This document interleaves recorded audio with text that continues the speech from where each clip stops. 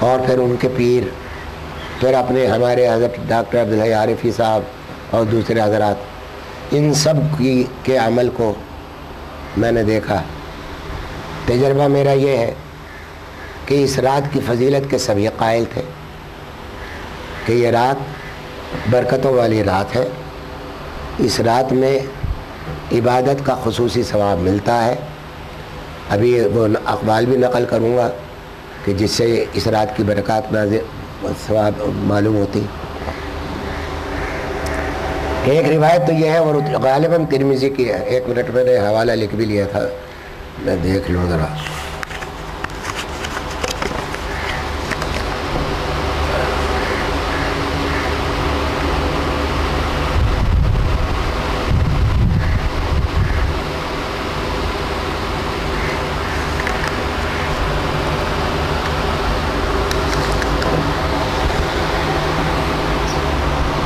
یہ حسن حدیث ہے جو مستند کہلاتی ہے، لیکن ترغیب و ترہیب کی ہے، صحیح ستہ کی حدیث نہیں ہے۔ اس میں حضرت عائشہ صدیقہ رضی اللہ تعالیٰ عنہا نے فرمایا کہ حضرت صلی اللہ علیہ وسلم نے فرمایا کہ اس رات میں ایک فہرست تیار کی جاتی ہے کہ اس آنے والے سال میں کن لوگوں کو دنیا سے اٹھنا ہے، کن لوگوں کی زندگی کو ختم ہونا ہے، موت آنی ہے۔ ایک فہرست باقاعدہ تیار کی جاتی ہے اس سال، اور پھر اس سال میں وہ رفتہ رفتہ لوگ اٹھائے جاتے ہیں۔ مجھے اتفاق سے پچھلے سال کا ایک واقعہ یاد آ گیا۔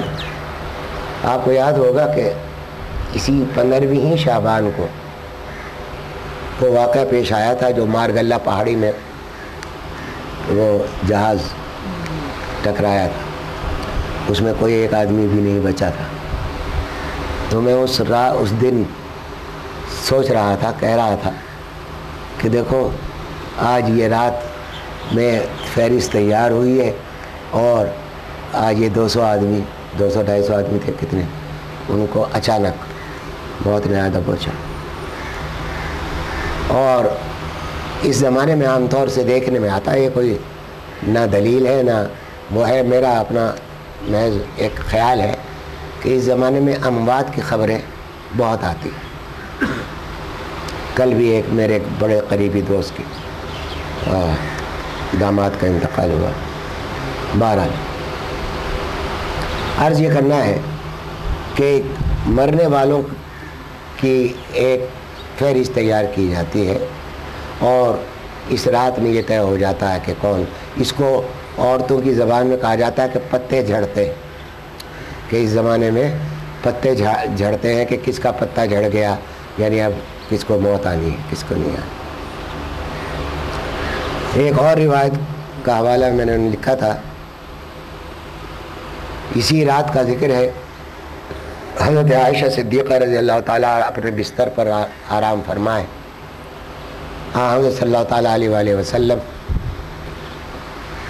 اپنے حجرے میں سجدے میں پڑے ہوئے، سجدہ کر رہے ہیں۔ سجدہ اتنا طویل ہے کہ عام طور سے اتنا طویل سجدہ نہیں ہوتا، اور ذرا غور فرمائیے کہ وہ سجدہ کیسا ہوگا کہ جس میں کوئی حرکت کسی قسم کی تھی نہیں، ایسا لگتا تھا کہ بالکل ہی بے جان جسم ہے۔ کہ حضرت عائشہ صدیقہ جب بہت دیر ہو گئی تو یہ دیکھ کر اپنے بستر سے اٹھی، اور بستر سے اٹھ کر آپ کو یہ خیال ہوا کہ کہیں ایسا تو نہیں کہ روح قبض ہو گئی حضور صلی اللہ تعالیٰ علیہ وآلہ وسلم۔ ذرا غور کیجئے کہ کیا سجدے کی کیا کیفیت ہوگی، وہ اس کیفیت کا اندازہ کرنا بھی شاید ہم لوگوں کے لیے شاید کیا یقیناً بہت مشکل ہے۔ تو وہ اٹھی، اور اٹھنے کے بعد حضرت صلی اللہ علیہ وسلم کے انگوٹھے مبارک کو پاؤں کے تھوڑی سی حرکت دی، تو حضرت صلی اللہ علیہ وسلم نے جواباً اپنا انگوٹھا ہلایا، جس سے یہ اندازہ ہوا کہ زندہ ہے۔ اور آپ آ کر اپنے بستر پر لیٹ گئے. سجدہ اتنا طویل تھا. تو اس کے بعد آپ نے سر اٹھایا سجدے سے, نماز مکمل کی.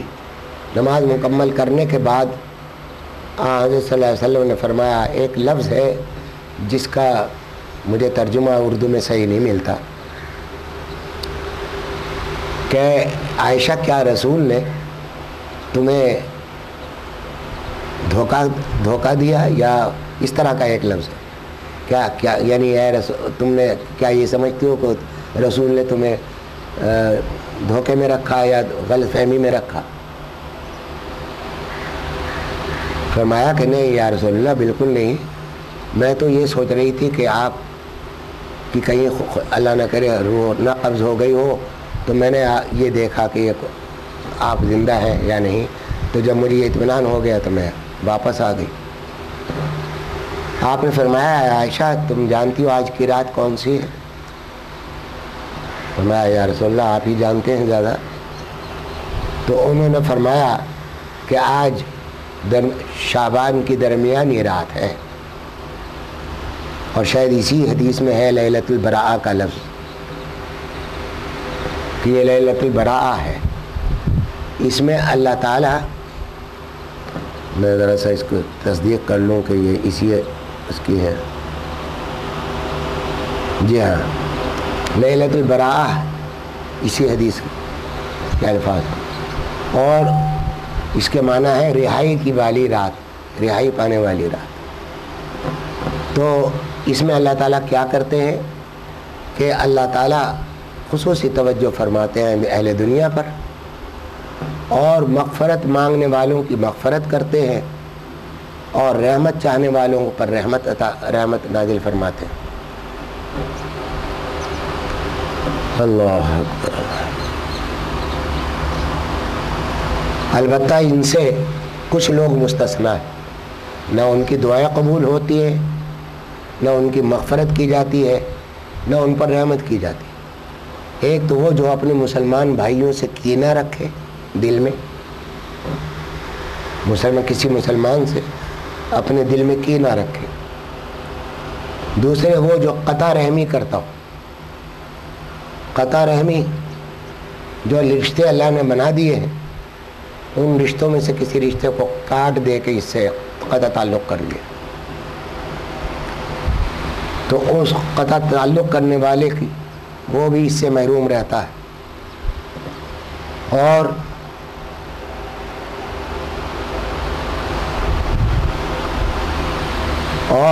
والدین کی نافرمانی کرنے والا اور شرابی, یہ 4-5 استثناءات بیان فرمائے کہ یہ وہ لوگ ہیں کہ اس رات میں یہ لوگ محروم رہتے ہیں, اس فضیلت سے محروم رہتے ہیں. اب جی ہاں, سب سے پہلے شرک کا ہے لفظ, بھول گئے تھا کہ شرک کرنے والے, وہ ظاہر ہے کہ سب سے بڑا گناہ وہی ہے, تو سب سے پہلے شرک والے اور پھر اس کے بعد یہ لوگ. اللہ اکبر. ایک اور حدیث میں, اور یہ حدیث بھی جامع ترمذی کی حدیث ہے, ایک حدیث میں حضور صلی اللہ علیہ وسلم نے فرمایا اس کہ قبیلہ تھا ایک کلب, بنی کلب, یہ عرب کا قبیلہ تھا. یہ مشہور تھا, بکریاں اس میں بہت پالی جاتی تھی, یہی کاروبار کیا جاتا تھا. کہ ایک طرف تو صورتحال یہ ہے, آپ دیکھیں گے آج کے اخبار میں, کل کے اخبار میں, آج آپ رات کو دیکھیں گے کہ قبرستانوں میں روشن چراغاں ہو رہا ہوگا, راستے پر جام ہو رہے ہوں گے, اور لوگ قبرستانوں میں جانے کو بہت بڑی سعادت سمجھتے ہیں, جو نہیں جاتے ان کو برا سمجھتے ہیں, اور بڑا اسراف ہوتا ہے, بڑے اہتمام ہوتے ہیں. اس کی کیا حقیقت ہے, اس کو عرض کرتا ہوں کہ ایک روایت میں بسم اللہ,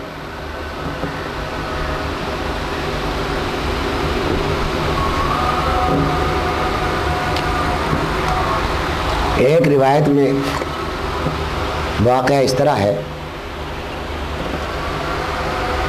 کہ ایک روز حضرت صلی اللہ علیہ وسلم ایک رات میں اپنے بستر سے چپکے سے اٹھے تاکہ حضرت عائشہ صدیقہ رضی اللہ تعالیٰ عنہ کی نیند میں کوئی خلل نہ آئے. آہستہ سے دروازہ کھول کے باہر آ گئے. حضرت عائشہ صدیقہ رضی اللہ تعالیٰ عنہ کو یہ گمان گزرا دل میں کہ شاید یہ آج کسی دوسری بیوی کے ہاں جا رہے ہیں.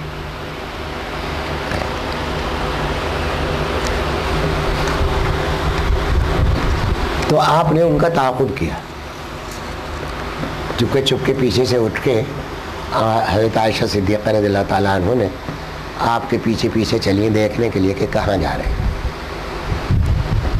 حضرت صلی اللہ تعالیٰ علیہ وآلہ وسلم سیدھے بقیع کے قبرستان میں پہنچے اور وہاں پھر دعا میں مشغول ہوئے. دیر تک دعا کرتے رہے اور جب پلٹنے لگے تو حضرت عائشہ صدیقہ رضی اللہ تعالیٰ عنہ دوڑتی ہوئی پہلے پہنچ گئی اپنے حجرے میں اور لیٹ گئی جیسے سونے کے لیے ہوتا ہے لیٹ جاتا ہے. یہ جو ابھی ایک لفظ میں نے کہا تھا ایک حدیث کی کہ عائشہ کیا رسول نے تمہیں کوئی دھوکہ دیا یا غلط فہمی میں مبتلا کیا، مجھے ایسا لگتا ہے کہ شاید یہ اس واقعے سے متعلق یہ جملہ ہے، لیکن میں نے جو پڑھی حدیث اس میں یہ جملہ دوسری حدیث میں ہے اور یہ واقعہ الگ ہے. لیکن بظاہر یہ موقع ایسا لگتا ہے کہ یہاں شاید حضور نے یہ فرمایا ہو کہ کیا عائشہ کیا رسول نے تمہیں کہیں دھوکہ دیا، کچھ اس طرح کی بات فرمائی. بہرحال تو ایک مرتبہ پوری زندگی میں وہ رات 15ویں شعبان تھی اور 15ویں شعبان کو آپ بقیع تشریف لے گئے تھے. اس کے بعد کہیں کسی روایت میں ثابت نہیں ہوتا کہ آپ نے کبھی اس رات میں قبرستان جانے کا کوئی اہتمام کیا ہو یا صحابہ کرام سے کہا ہو کہ اس کی کوئی خاص فضیلت ہے، یا وہ بقیع تو اکثر آپ تشریف لے جایا ہی کرتے تھے. تو یہ بھی ضروری نہیں کہ آپ اس رات کی خصوصیت کے ساتھ وہاں گئے ہوں، بلکہ عادتاً گئے ہوں اور وہ اتفاق سے 15ویں شعبان تھی. تو اس لیے ایک رات آپ تشریف لے گئے. اب سوال یہ ہے کہ اگر کوئی شخص اس رات میں قبرستان جائے تو اس کی حیثیت کیا ہے؟ اب یہاں دو مسئلے ہیں، ذرا غور سے سنیے گا. کہ ایک تو ایک شخص ہے جو صرف عام آدمی ہے، عالم نہیں ہے، مقتدی نہیں ہے، ایک عام آدمی ہے. اس کے دل میں یہ جذبہ ہوتا ہے کہ حضرت صلی اللہ علیہ وسلم کی سنتوں پر عمل کرنے کا اس کو شوق ہے. تو اس نے سوچا کہ ایک مرتبہ میں بھی اس سنت پر عمل کر لوں اور قبرستان چلا جاؤں. اور وہ قبرستان چلا گیا تو اس نے سنت پر عمل کیا، سنت کا ثواب ملے گا اسے. میں نے عام آدمی اس لیے کہا، یہ اپنی طرف سے کہہ رہا ہوں، میں نے پڑھا ہوا نہیں ہے، یہ بات سمجھ لیجیے گا. یہ میں اپنا ایک نقطۂ نظر بیان کر رہا ہوں کہ بعض مستحب اعمال جو کہ ثواب کے اعمال ہیں وہ ناجائز ہو جاتے ہیں اگر یہ ان کے کرنے سے کسی بدعت کا آغاز ہوتا ہو یا لوگ کسی فتنے میں مبتلا ہوتے ہوں تو اس مستحب اعمال کو کرنا ناجائز ہو جاتا. تو اس لیے میں نے یہ جو قید لگائی کہ عام آدمی اگر اس طرح اس نیت سے چلا جائے تو سنت کا ثواب ملے گا، لیکن عالموں کو آج کل نہیں جانا چاہیے. ایسے لوگوں کو جن کی بات کا کوئی وزن ہو، لوگ اس کی بات کو دین کا عمل سمجھتے ہوں، تو ان علماء کو آج کل کے زمانے میں جب کہ بدعات کا اتنا زور ہے کہ قبرستان میں ایک عید کا سما ہوتا ہے، وہاں اگر کوئی عالم بھی جائے گا تو پھر لوگ سند لیں گے کہ بھائی یہ عالم، ہم نے خود اس عالم کو دیکھا تھا، یہ وہاں جاتے ہیں، اور وہ یہ تو سمجھے گا نہیں کہ ایک مرتبہ گئے تھے، لیکن یہ سند لائیں گے کہ یہ وہاں جاتے ہیں اور وہ اس بدعت، اس کی وجہ سے بدعت میں مبتلا ہوں.